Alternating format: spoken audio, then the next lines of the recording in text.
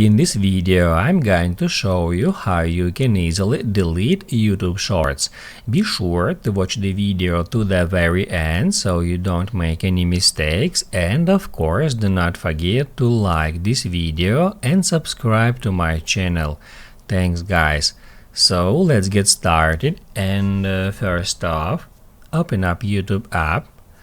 Then make sure you are signed into your YouTube account, and then all you have to do is just tap right here at Library and then tap at Your Videos.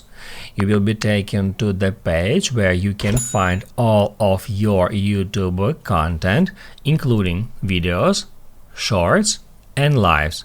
We can filter our content by these quick filter simply by tapping at that buttons.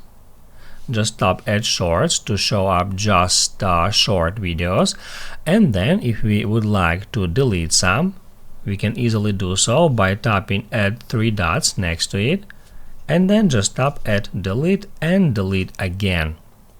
That's how you can easily delete shorts on YouTube.